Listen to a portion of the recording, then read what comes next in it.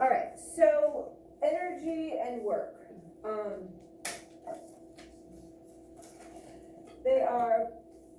It's a pretty easy topic. We do have two more equations.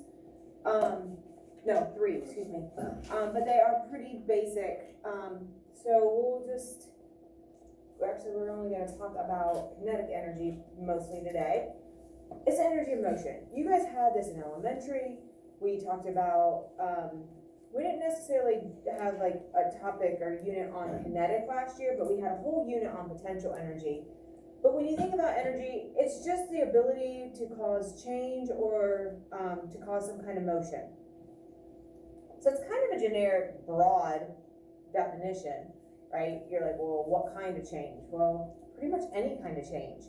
And then obviously we've just had two whole units on motion, so we understand what's involved there. So this is all about motion. Potential is because of positioning. So like for us in this unit, we're going to look just at GPE, which is gravitational potential energy. So how high did you raise it above a reference point? It can also be, I don't have one up here, but if like a rubber band, how far do you stretch it? You give it elastic potential energy when you stretch that rubber band out. You've changed its position and it wants to go back to the original. So we had a whole unit on elastic, chemical, magnetic, electrical, and gravitational last year. But this year we're just looking at height. So it's the potential that it has to fall because it's above the reference point. So the higher it is, the more potential energy it has. So kinetic energy is all about motion. And there's a few forms that you might not think of when you're thinking of kinetic energy. Obviously, a moving car, a baseball moving through the air, someone swinging a bat, all of those things definitely, like, that's probably what instantly pops in your mind when you're thinking motion. But there are some other types. Electrical, because it's talking about electrons that are flowing through a circuit or moving. Light waves and sound waves also have to move. They go from one point to the other. So the light coming out of the projector and moving to the screen, right? The sound of my voice leaving my voice box and projecting to your ears, right? It has to travel through those waves or vibrations. And then thermal, because molecules are moving. So we have that whole unit on how fast the molecules move is determining how hot something is or what the temperature is. And so really fast moving is going to be hotter, like steam coming off of boiling water, or not moving at all, or barely moving like the ice cube when those molecules are very still.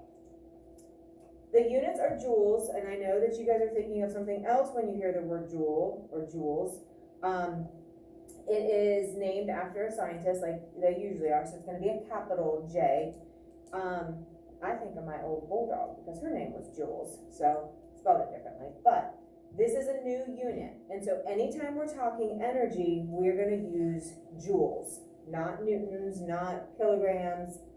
It's a new unit. And kinetic energy is dependent on two variables. So there's going to be two variables in our equation, and they are mass and velocity. We've dealt with both of those. Kilograms and typically the meter per second, right? Here's where it gets a little funky.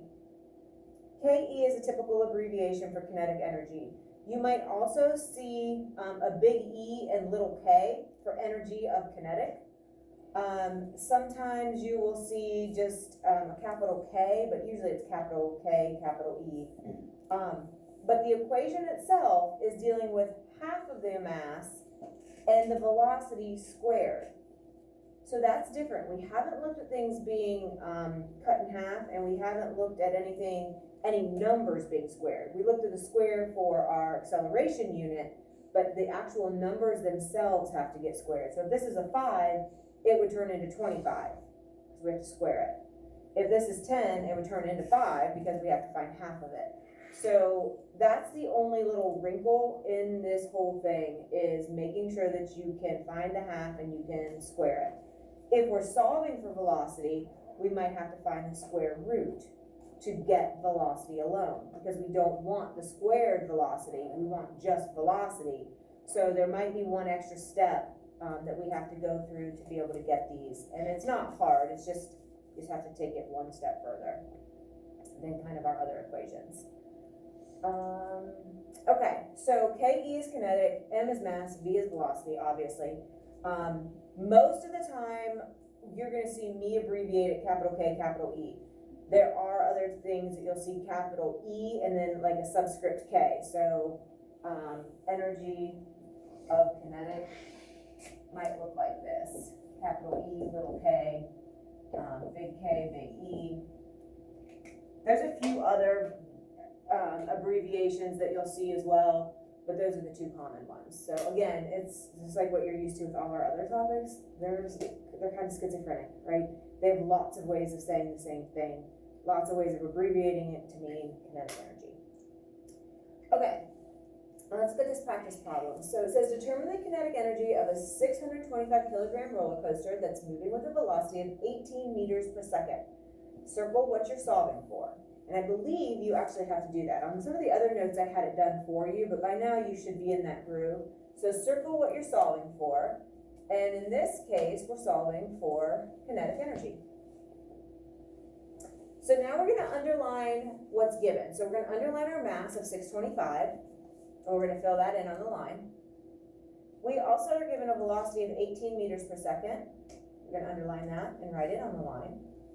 Now we're gonna identify the equation. There is not a triangle that we have to rearrange. So if we need to solve for mass or we need to solve for velocity, we have to just plug in what we know and then like use algebra and kind of simplify to get the variable alone.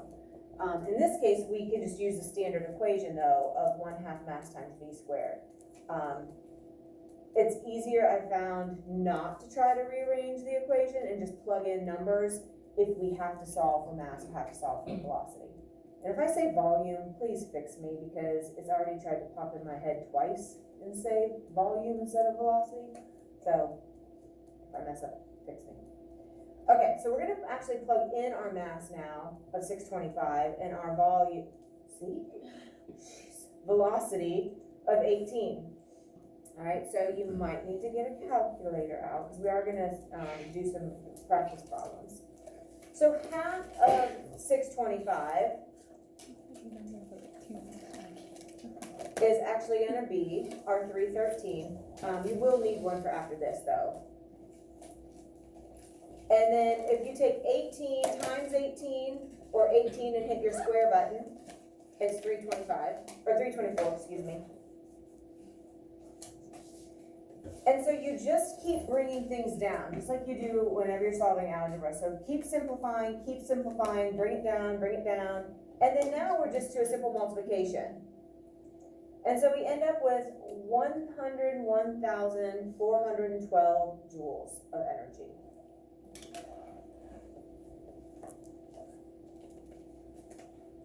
And that's pretty basic, like that's not too hard to handle, right? You're just plugging in, simplifying, keep going until you get your energy.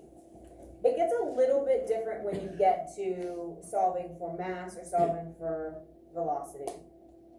But we'll do some examples and then you'll have those to go on and it's not too bad. Okay, we're actually gonna stop with the notes there. Whoa. But we are going to go to some practice because I want to get our kinetic under control. And we have to be very good at solving for kinetic and solving for potential because there's going to be something called the total mechanical energy, and that's when you have all your kinetic and you have all your potential for a system. And you have to be able to use both of those equations very well to be able to be successful on the total mechanical type problems. So take a look. Well, yeah, that's fine. Sometimes some of them are more sensitive to the light. And, yeah, that's fine. Okay, so those of you at home with us, we are starting the in-class practice for the kinetic energy calculation problems. Zoom Yes, did I skip you? Yeah. Will you come grab one? I'm sorry. I saw the books there and in my head it was just extra books. Sorry, Okay, so if you look at the top, here's the equation. Notice there's no triangle, yeah, Can I grab my calculator? yeah, quick. There's no triangle. We're not gonna be able to cover something up to rearrange an equation. All right, so, it gives you the units, and again, these units are set. You don't have to do any guesswork, and you guys were awesome with the test. All of you, like there might have been one or two that anybody missed the units on the test. And I'll get those returned to you as soon as I have one more person that needs to finish up.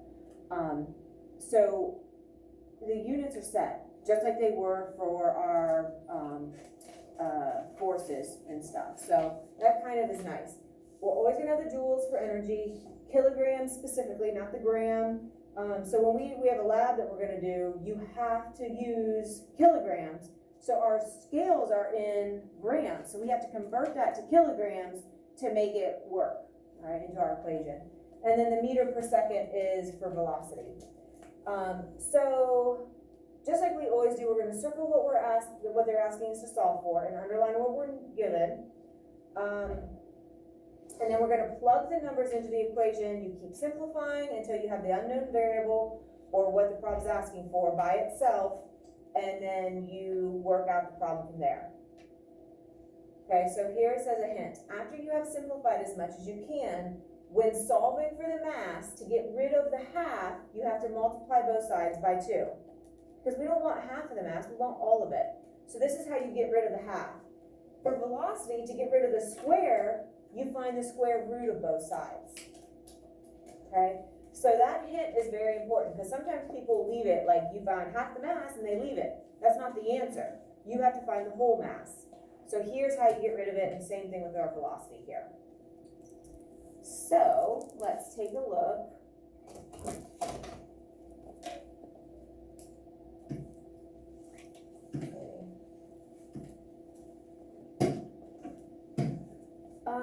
What is the kinetic energy? Circle, that's what we're solving for. Of a 150 kilogram object that's moving with a velocity of 15 meters per second. So obviously that's my V, and that's my M. So that's my unknown. My mass is 150, and my velocity is 15. I'm gonna plug these in, or write my equation. KE equals 1/2 mass times V squared. I like to actually put the multiplication sign in. That is kind of your discretion, whether you like to or not. I think it helps me keep them separated. Sometimes it's even nice to put your information in parentheses. So like as I go to fill this in, I'm gonna put 1/2, my mass is 150. Visually, that I like that. It helps me see it better. But again, that's kind of up to you. But I don't know, I've just kind of gotten in the habit of doing it that way. So I'm gonna just simplify the right side of the equation now. So half of 150, so you can either do 150 divided by 2 or 150 times 0.5, you get the same answer of what? 75. Okay, 75, and then I have to simplify 115 squared, what's that? Good, 225. Now I just continue to simplify. 75 now times 225. Right? 16,875. 875? Okay. That is my answer. And then what would my units be if I'm solving for energy? Very nice, capital J.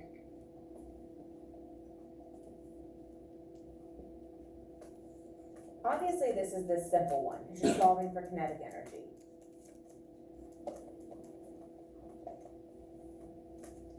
Besides finding half and squaring, it's basically the exact same as we've done in all of our other equations.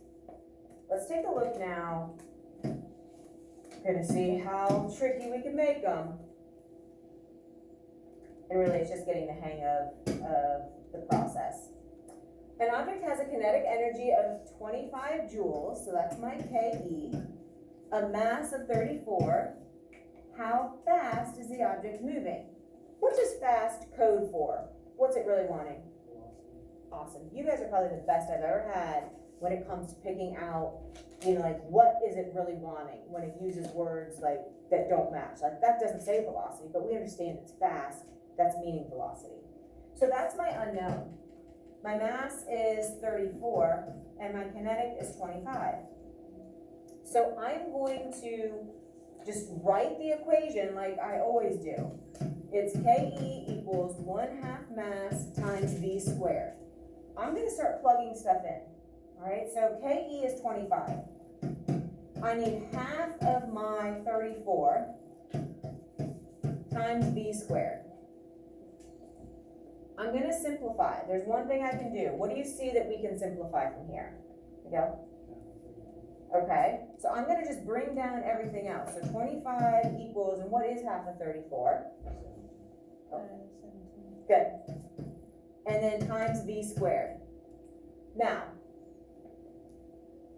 how do I get V squared alone? How do I get rid of the 17 basically? You subtract it. Not subtract. What's the inverse of multiplying? Divide. Good. So identify your operation. This is why I like to leave the X in there. I see that it's multiplication. Instantly I know the opposite is divide. So to get rid of the 17, I do the inverse, or basically that opposite. That cancels, and I end up with 25 divided by 17, because the rules of algebra say whatever you do to one side, you do to the other. I'm gonna now move my work over here just because I'm a little bit out of room. What is 25 divided by 17? Because we can simplify that. 1.5. Okay, so I have 1.5 equals V squared. Am I done? Look back at the hint at the top. What do we need to do? Find the square root. So the inverse of squaring is square root. When I do that, I get V alone, and then what's the square root of 1.5? So you should be able to put in 1.5 and then hit the little square root button, right? 1.2. Oh. Let's go. 1.2. We'll leave it. We'll go over here. 1.2. And what was I solving for again? The velocity. So what are the units going to be, Brian? Meters per second. Yeah, don't choke on your math. Just meter per second. And if you're not sure, look up at the top in that box. I have, and I see a few of you have highlighted that. That is awesome, like to help you key in on the units and that hint and stuff. That's great. So it is a little bit more involved, but is it doable? Definitely, right? Certainly at this point, all of you have been in algebra at least or beyond. So this is just simplifying an algebra equation. But again, I think it's easier just to plug things in than to try to rearrange and have it already set for V. It's just easier to use what you have, keep simplifying, and then work on getting V alone. Now let's get mass alone. Okay, an object moving with a velocity of 35 meters per second has a kinetic energy of 1500 joules. What is the mass? So, that's our great unknown, 35 and 1500, same equation, 1/2 mass times V squared, my kinetic is now 1500, I'm finding 1/2 of M, I don't know what M is, times my 35 squared. So we can get simplifying here. I can't do anything to my 1500. I'm gonna leave my mass alone. You could try to get rid of the half. I like to keep the unknown variable to the end. So whether I'm trying to square that or half it, I just leave it all alone until I have it simplified as far as I can. That usually works out best. And then what is 35 squared? 1,225. 1,225? Yeah. Okay. All right. I need to get mass alone. So how do I get rid of the 1225? What can I do? What operation do you see here? You divide. Good, because I see multiplication. inverse tells me division. So 1225 divided by 1225, but I also have to do it over here. What is 1500? 1.2. 1.2. Okay, sorry, I'm having trouble hearing with the math. 1.2, and so that leaves me with 1/2 m. Am I done? Almost, but not quite. The hint at the top said to get rid of the half. What are you supposed to do? Multiply by 2. So here's why. If I multiply both sides by 2, so 2 over 1, that cancels, right? If I take 2 times 1/2, it's basically like taking 2 over 2, which leaves me with 1, which is what we're trying to do. So that's why you multiply it by 2. But I also have to now multiply this side by 2. So what's 2 times 1.2? 2.4 kilograms. Good. So 2.4 equals my mass. So my answer is 2.4, and you gave me the kilogram as my unit. So here's an example for each type of problem that you will face. You might have to solve for mass, you might have to solve for velocity, you might have to solve for kinetic energy. You have an example of how to do each one of those, okay? Would you like to do another mass and velocity one together, or do you want to try one on the back? Want to try it? Because sometimes it seems good. You don't know what's confusing until you try it a little bit on your own. So let's go. I would like you to do 4, 5, and 6, and those match number 1, number 2, and number 3. 4, 5, and 6. I also have, your units and your equation at the top of the page for you. Remember, you can always flip back to the hint part if you want to, if you get confused.